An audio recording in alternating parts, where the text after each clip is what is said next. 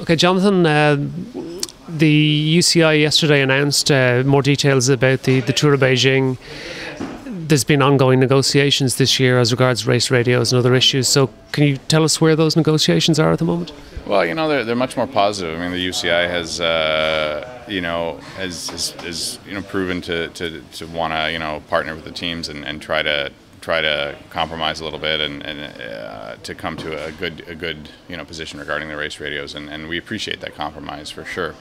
We're not quite to a deal yet, so I can't say definitively that all the teams will be going to Beijing just yet, but there's progress. There's a lot of progress there, and I think that I'm very hopeful that we'll get it out of the way here soon.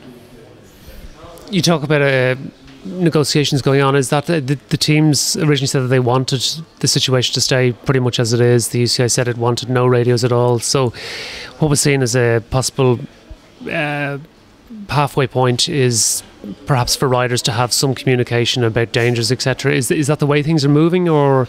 No, not necessarily. I mean, I think end of the day, the one thing the UCI and the teams agree on is that that each has a perspective, and that perspective is probably biased by various interests, and so that probably the best way forward is to have a commission that independently goes in and researches the issue and figures out what's honestly best for the sport long term, and that commission would have no interest in any side of the sport.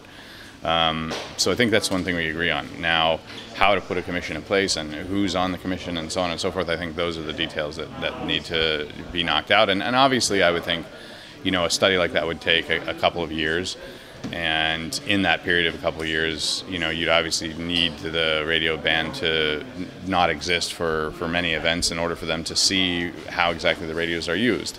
So that's roughly sort of where it's headed, but we'll see what comes about. You talk about a couple of years. Does that mean that the situation could be as is next season? Well, I mean, it's too early to say. But like I said, I think the one thing that the teams and UCI agree on is that maybe we need to place this in the hands of somebody outside the sport and have them look at it objectively.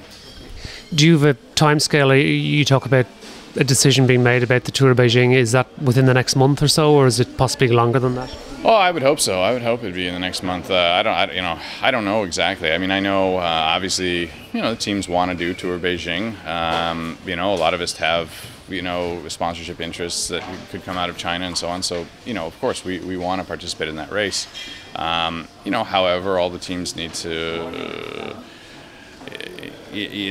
stick together on an issue that all of us feel very strongly about, and so I think like I said, I think we'll get there. I don't know when. It'll be tomorrow or 3 weeks from now or the day before Beijing. I'm not really sure, but I think we'll get there. It's just it's a matter of everybody trying to look out for the broader good of the sport as opposed to their individual position.